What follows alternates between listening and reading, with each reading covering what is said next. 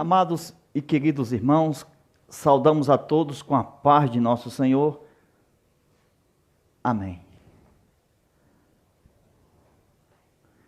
Queridos, hoje nós vamos falar sobre a lição de número 3, que trata sobre entrando no tabernáculo, o pátio.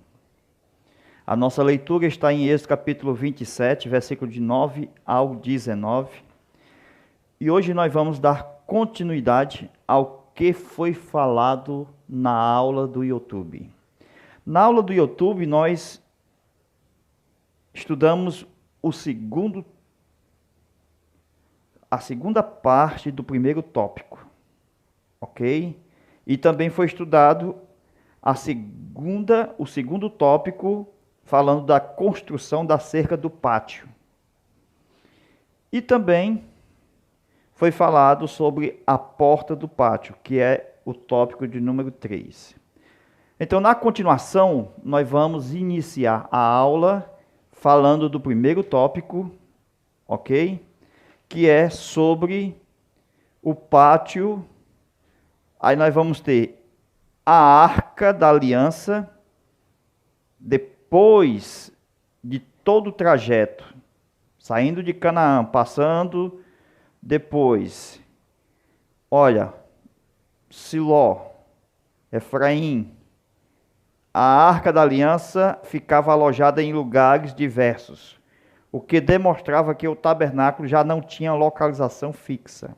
Finalmente, Jerusalém foi conquistada por Davi e no reinado de Salomão, o tabernáculo deu lugar ao templo de Jerusalém, onde o próprio Deus confirmou o lugar e o aprovou com a manifestação da sua glória. Então, queridos irmãos, conforme a gente está fazendo a continuação, algumas coisas não foi dita na primeira aula que nós postamos no YouTube. Então, bem rapidinho aqui, falando sobre essa parte que ainda não foi dita, que vai acrescentar ao seu conhecimento. Então, anote aí, sobre as 4 coisas existentes aonde? A parte do átrio.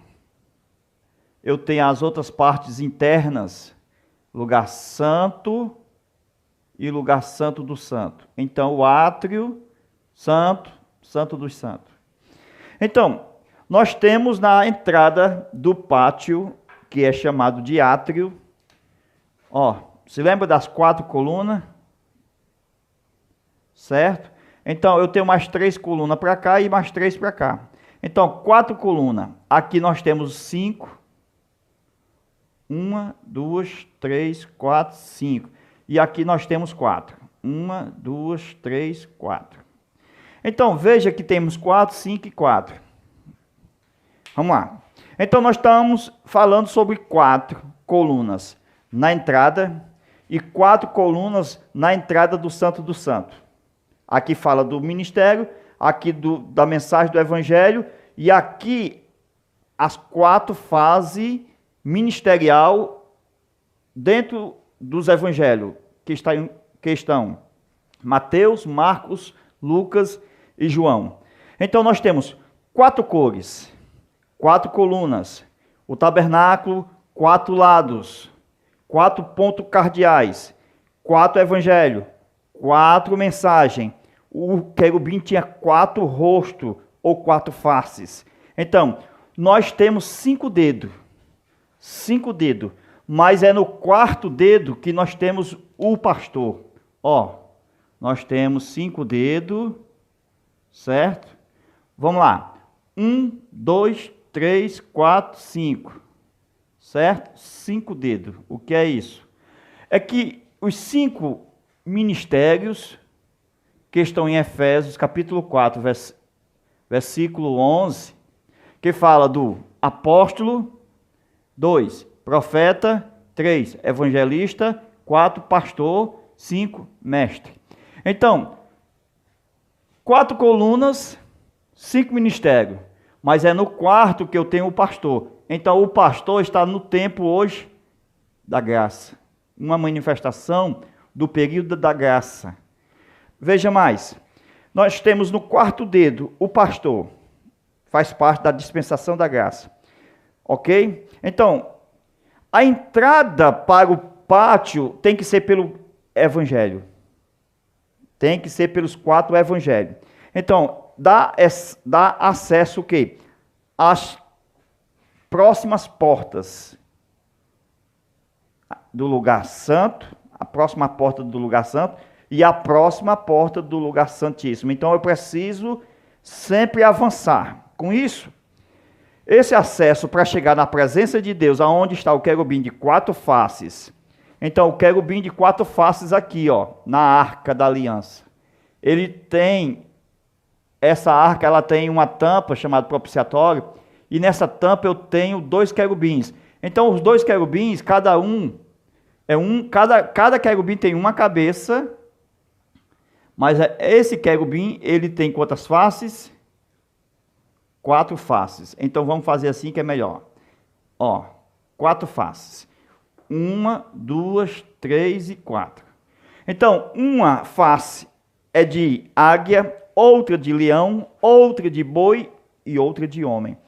Tudo isso, esta representatividade, face de leão, de boi, de homem e de águia, o que é isso? Representa o homem na sua maturidade em rumo à perfeição. Representa o homem no seu caráter totalmente mudado com a mente de Cristo. Então ele está com a estatura de varão perfeito. Então, as 4 faces do querubim aqui na arca representa o homem exatamente na sua estatura de varão perfeito. E estas 4 faces do querubim representa as 4 fases do ministério de Cristo na terra. Então, meus irmãos, nós temos que receber o edifício. Temos que receber o quê? Os 5 ministérios que estão na cabeça de dons dado à igreja. Então, a igreja recebe os 5 ministérios. Então, quem entra no átrio está subordinado aos 5 ministérios. Glória a Deus. Então, a entrada é pelo evangelho. E eu preciso crer. E eu preciso me submeter aos 5 ministérios. Por quê? Porque eu tenho que avançar até a presença de Deus. Então, só podemos entrar no lugar santo dos santos depois que adentrarmos nas últimas colunas, que são as 4 colunas. Então, as colunas são bem ficadas, com as suas bases de sustentação, de cobre. Então, essas bases não permitem desalinhamento. Essas bases, ela não permite desalinhamento. Certo? Por quê? Porque estão bem ficadas na areia do deserto. Com isso, elas não desalinham nem para a esquerda e nem para a direita, porque tem cordas segurando. Por isso que, tanto na largura como na altura, não há nenhum desalinhamento. Então, meus queridos, a preparação dessas colunas em todo o tabernáculo vai fazer com que haja um equilíbrio. Para quê? Para haver uma ministração. Então, Deus faz com que o lugar santo do santo seja protegido por todas essas cortinas e essas colunas, que são 60. 20 de cada lado e 10 de cada lado. Com isso, a gente percebe que Deus garante a parte externa estão guardadas. Agora, os sentinelas precisam vigiar as 3 principais entradas. Então, as faixas que estão ao redor, exatamente em todo o tabernáculo, aonde está essas cortinas, nós temos faixas de prata. Tudo isso para o embelezamento. Então, eu tenho o embelezamento, certo? Através dessas faixas de prata. Então, o que é isso? Eu tenho que dar testemunho da minha salvação, da minha redenção. Então, prata fala de quê? Da redenção. o embelezamento fala de quê? Do meu testemunho.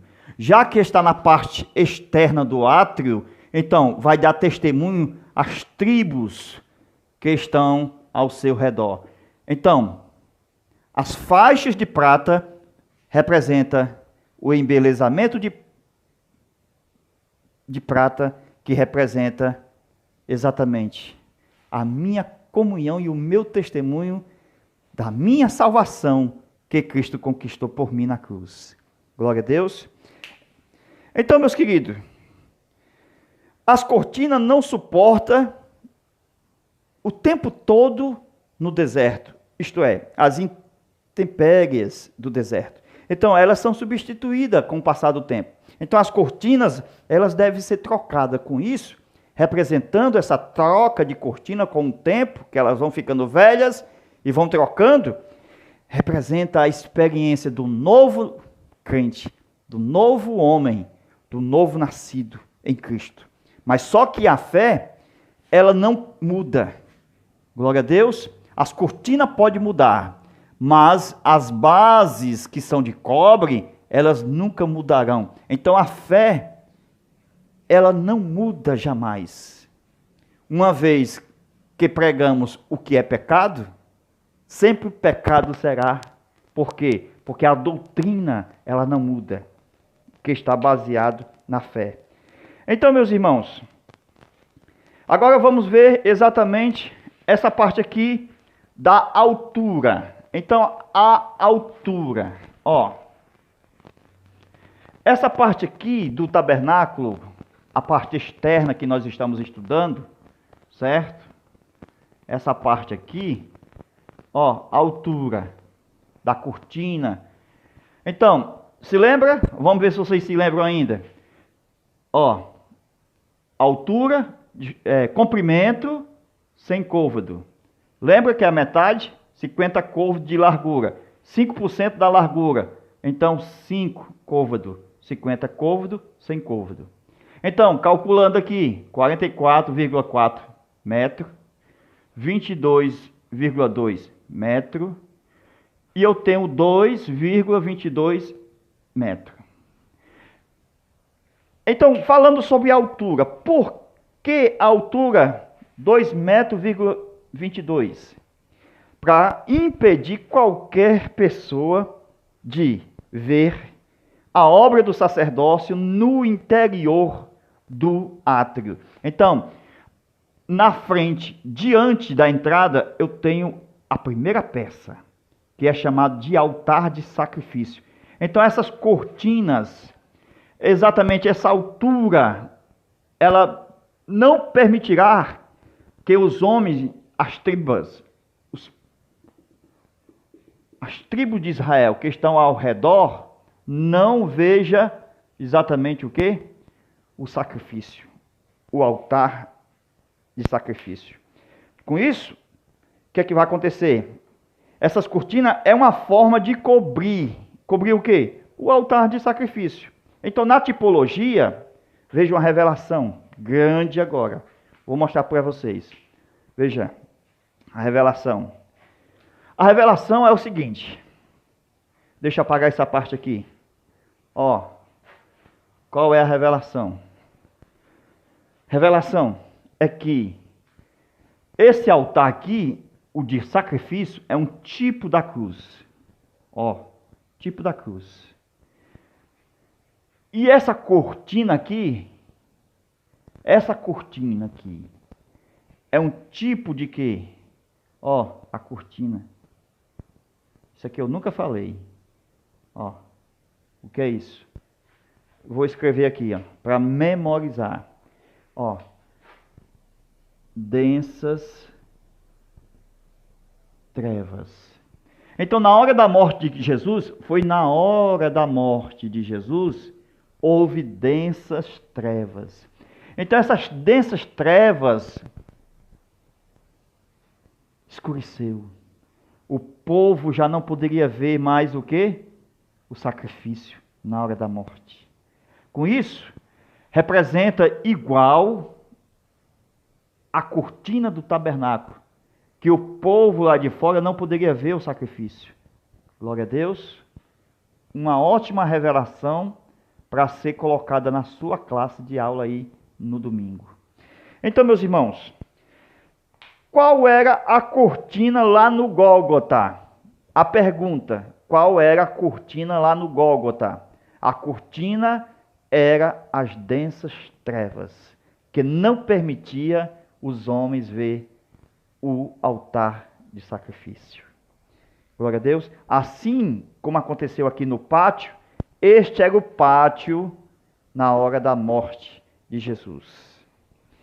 Então, lembrando sobre a unidade. Glória a Deus. Olha a unidade. O que é unidade? Eu estou falando da unidade. De quê? Se lembra da coluna? Com os colchetes. Ó. Com a cortina.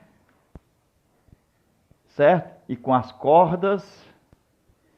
O que é isso? Tudo representa o quê? Unidade. Os colchetes eram de quê? Lembra? De prata.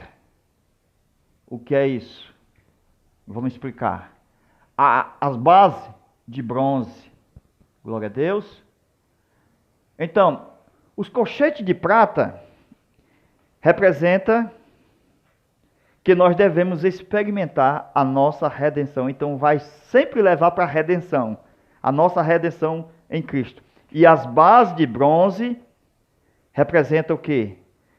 Que temos que ser uma igreja que tenha unidade na fé e que nós não podemos mudar a qualquer instante. Glória a Deus. Então, quem é de bronze não muda. Por isso que a gente tem que ter o privilégio de ser crente até a volta do Senhor Jesus. Então, meus queridos, voltando agora exatamente para essa questão aqui, do primeiro tópico, quando vai falar, Êxodo capítulo 40, versículo 2 e 17 da lição. Isto é, 14 dias antes da celebração da Páscoa, do Sinai até Canaã passaram muitos anos. Então essa parte aqui vamos comentar e falando também da arca. Ok? Vamos lá. Bendito seja Deus. Queridos, vamos lá. No primeiro dia do primeiro mês levantarás a tenda do testemunho. Está em Êxodo capítulo 40, versículo 2 e o verso 17. Nela porás a arca do testemunho. Então, eu sei que as traduções bíblicas são um pouco diferentes, mas ali está falando da tenda do testemunho. Então, a tenda do testemunho é essa aqui, ó. Ó, a tenda do testemunho é essa parte aqui, ó. Ok? Essa é a tenda do testemunho. Por quê? Porque está escrito assim, porás nela a arca do testemunho. Então, a arca, que é a arca da aliança. Ok? A arca da aliança. O que é isso? É que, quando a Bíblia fala, geralmente, levantarás a tenda do testemunho, geralmente, quando ela fala da tenda do testemunho, ela está representando este aqui, ó. Este lugar aqui, ó. Santíssimo. Ok? Por isso que a primeira coisa que vai ser falada, para ser colocada, é o quê? A arca. Porque a arca representa o quê? A presença de Deus. Com isso, o homem foi feito espírito, alma e corpo. Então, nós temos que guardar a arca onde? No lugar o quê? Santíssimo. Então, qual é o santíssimo do homem? O espírito humano. Essa parte aqui, ó. Então, a arca tem que vir para cá, ó. Deus, ele mora aqui no nosso espírito humano. Glória a Deus. Esse é o nosso santíssimo, aonde Deus coloca a sua arca. Glória a Deus. Quando nós cremos, a primeira coisa que ele coloca, a arca, a sua presença. Glória a Deus. Então, meus queridos irmãos, é o primeiro móvel a ser colocado, a ser posto. Certo? Agora, dentro da arca tem duas tábuas da lei. Outras coisas mais, estou falando só das tábuas. Por quê? Porque a arca não pode estar vazia. Tem que estar com a lei, a palavra. Foi Jesus disse, guardei a tua palavra. Jesus falou que guardou a palavra, assim como o salmista Davi. Só que Jesus era 100% perfeito. Glória a Deus. Então, meus irmãos, presta atenção aí, essa parte aí, ó. Ó, vamos falar aqui um pouquinho mais.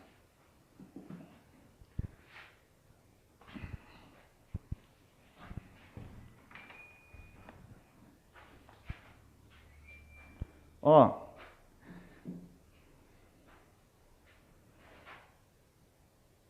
Essa parte aqui, ó. Primeiro, a arca foi colocada dentro do lugar santíssimo. Então, era a única peça. Então, percebe que era única. Essa peça aqui era única. Representando o quê?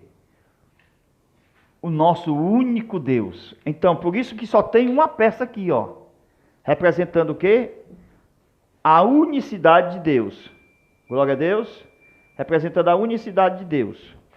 Que nós temos um só Deus. Glória a Deus. Então a arca, ela quando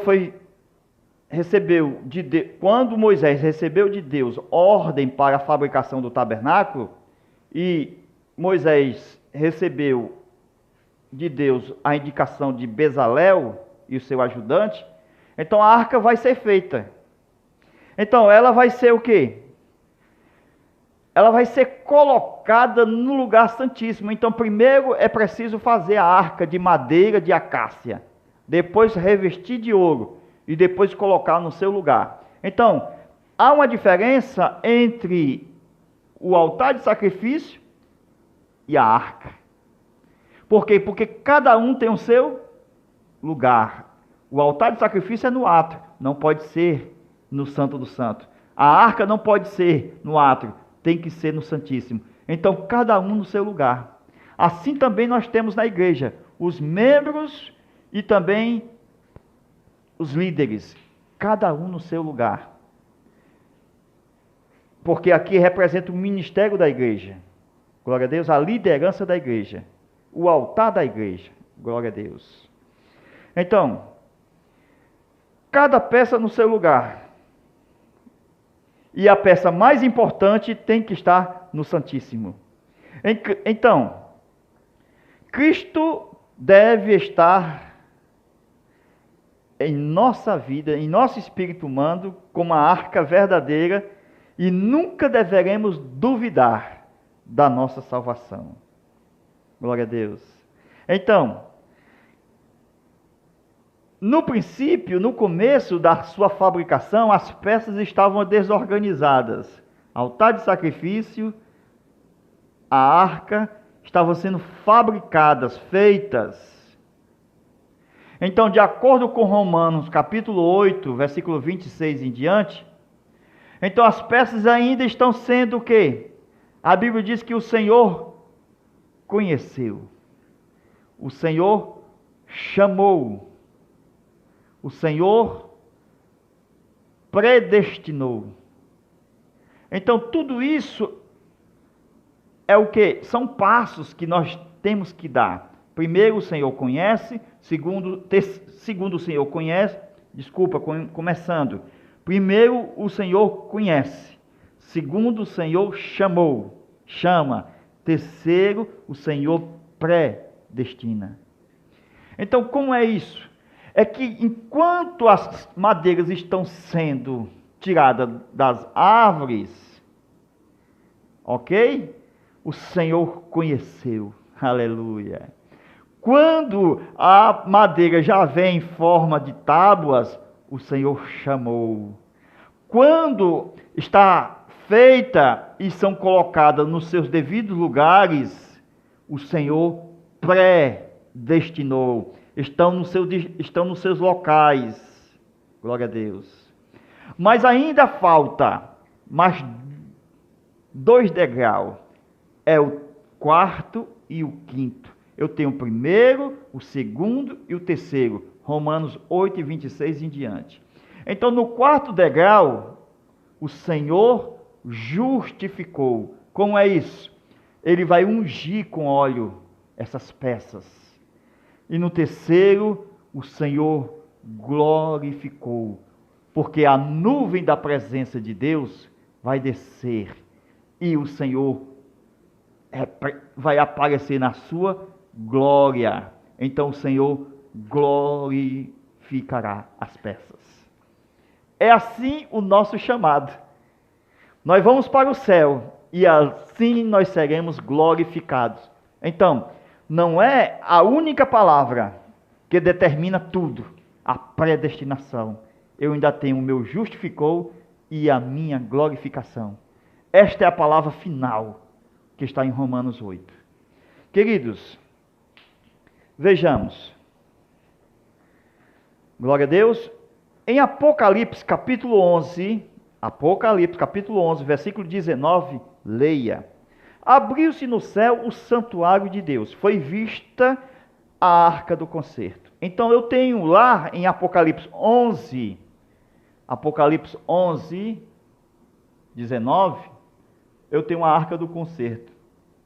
Lá no céu. Então essa do céu é original. Essa aqui é original. Quando Deus pediu para Moisés fazer aqui então ele fez um modelo, uma cópia. O que é isso?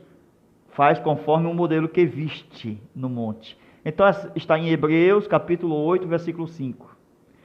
Então todo mundo aqui na terra pensa que só existe esta. Mas Apocalipse 11, 19 diz que tem uma no céu.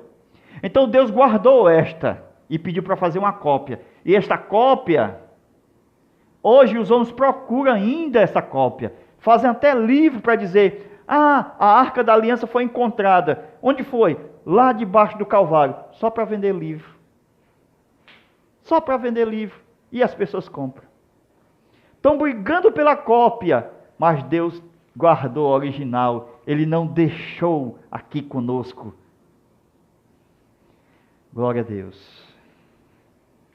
Então, meus queridos, ela foi vista, então Deus guardou. Os homens fazem uma cópia e acham que é a original, a cópia que foi dada a Moisés. Então, esta cópia foi feita por Bezaleel, ordenada por Deus a Moisés. Então ela é um protótipo de um modelo feito, de um modelo celestial. Hebreus 8:5. Então, a partir dos 2 anos, Moisés, quando estava no monte, só depois dos 2 anos, lá no Sinai, então a Arca da Aliança, ela começou a ser vista como algo importante dentro do acampamento. Então, até então, o mais importante no acampamento era o quê? Os ossos de José. Então, não tinha arca ainda. Então, o povo tinha de mais precioso, de mais importante, já que não tinha arca, eram os ossos de José. Tipo de quem? Do nosso Espírito Santo, que é o nosso precioso Deus. Por quê? Porque esses ossos de José vai estar em todo o tempo no acampamento, até que chegue a arca. Glória a Deus. Esta arca é um tipo da encarnação de Jesus com o povo, lá no povo de Israel. E assim, o porquê da arca não estar pronta ainda. Então, qual era o referencial do povo? Glória a Deus. Era que em uma caixinha, não a arca, mas tinha uma caixinha, que dentro estava os ossos de José. Este era o referencial da presença de Deus para com eles ali. Então, os ossos de José, tipologicamente, na simbologia bíblica, simbólico, representava o Espírito Santo em toda aquela trajetória. Então, quando Deus mandou fabricar a arca, e a arca chegou, agora nós temos a representação, como foi dito, da encarnação de Cristo. Então, agora, os ossos de José andarão junto com a arca, tipo hoje da graça, aonde nós temos o Espírito Santo e Jesus, no tempo da graça, andando com a igreja.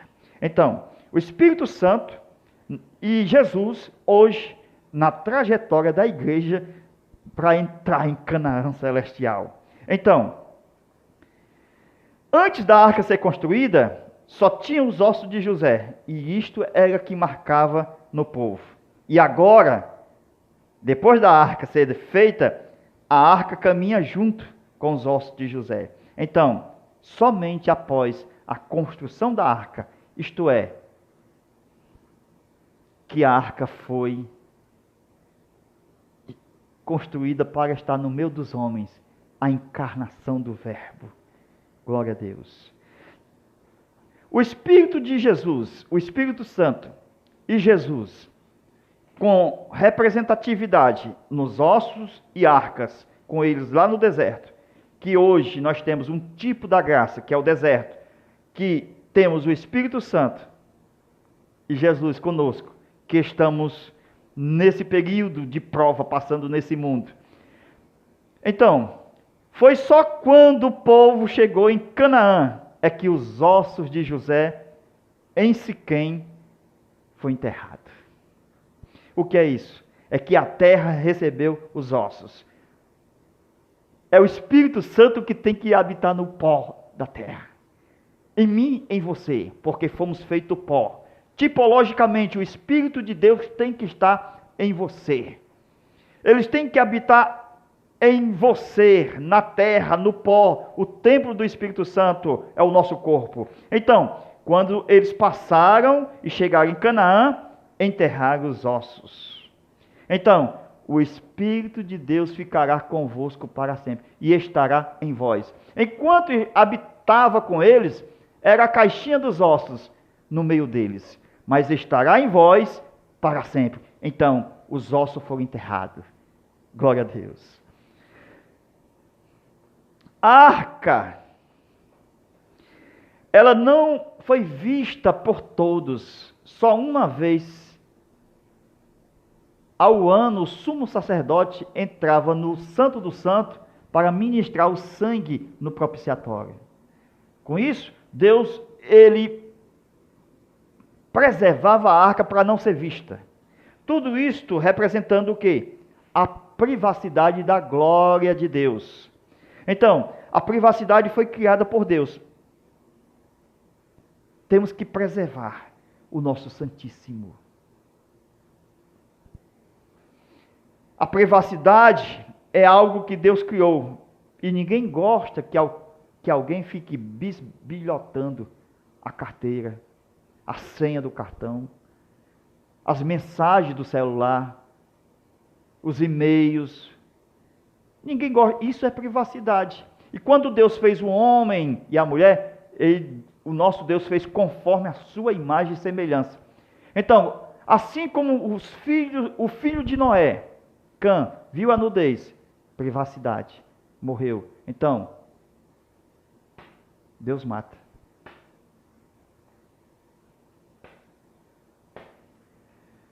Espiritualmente, foi amaldiçoado, filho de Noé. Nós vamos ver que pessoas que entram no lugar que são privados, que não podem entrar, Deus mata. Mais na frente. Então, glória a Deus. A arca estava em terra de Quiratirim. No período do reinado de Saul, Saul preferiu reinar sem a presença da arca. Com isso, a arca, ainda Saul tentou, levou a arca, mas mesmo assim mandou levar a arca de volta. Ele procurou trazer a arca para pertinho, mas preferiu governar sem a presença de Deus, que era a arca. Não quis compromisso com Deus. Ele quis governar sem Cristo. E todas as pessoas que governam sem Cristo, elas caem na corrupção da sua vida política. É só ver a atual política. O governo sem Cristo é um governo político corrupto. Então, durante 40 anos, Saul governou sem a presença de Jesus, a verdadeira arca. Com isso, quando Davi assume o reino, A primeira coisa que Davi faz é o quê? É mandar buscar a arca lá de Quiratirim. E traz ela da casa de Aminadab. Com isso, aonde é que eles vão colocar essa arca?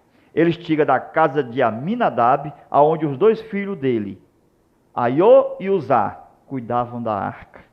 Davi manda buscar no meio, ele leva a arca aonde? No meio do caminho, ele leva a arca em cima de carros levados por bois. Davi quis imitar os filisteus e não deu certo. Os filisteus levaram a arca, mas Deus não leva em tempo o tempo da ignorância, mas Davi não. Davi era um homem segundo o coração de Deus, ele tinha que consultar a lei. Ele não podia levar em carros e bois a modos dos filisteus.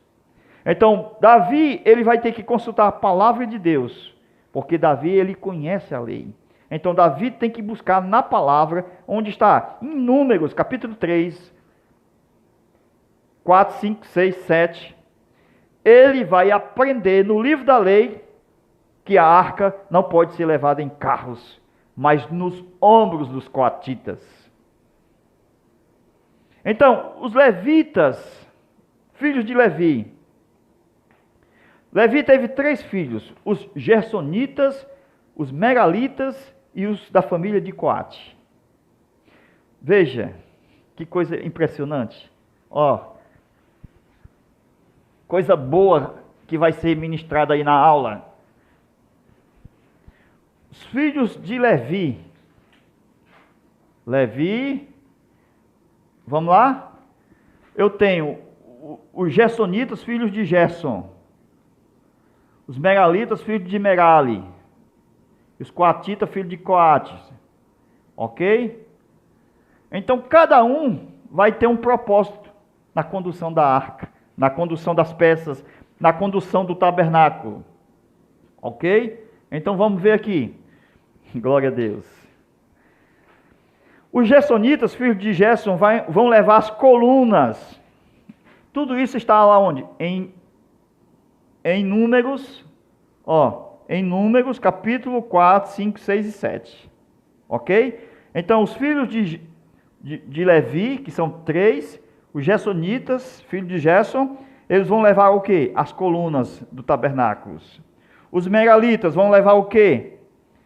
Os véus do tabernáculo. E os filhos de Coate vão levar o quê? As peças pesadas. As peças pesadas. O altar de sacrifício. Aí temos a arca da aliança. Tudo que for pesado aqui, esse filho de Coate vão levar. Só que os coatitas não têm carros. Já para não usar os carros, eles não têm carros, os coatitas. Eles não usam carro. Então eles não podem reclamar. Embora os outros tenham carros, não podem ser conduzidos. Ok? Então, as peças mais pesadas, quem vai levar? Os filhos de Coate. Então, não pode reclamar. Eles têm que só obedecer. Por quê? Porque a obediência trai a bênção. Quer ser abençoado? Então obedeça. Não olhe para quem tem carro. Então você tem que levar aonde? Nos ombros. Então, o que é isso? É que o principado estava nos seus ombros. Aleluia. É uma revelação de Jesus carregando a cruz. Glória a Deus. Deus abençoe a todos vocês. Fica na paz, estamos só começando na terceira aula. Deus abençoe.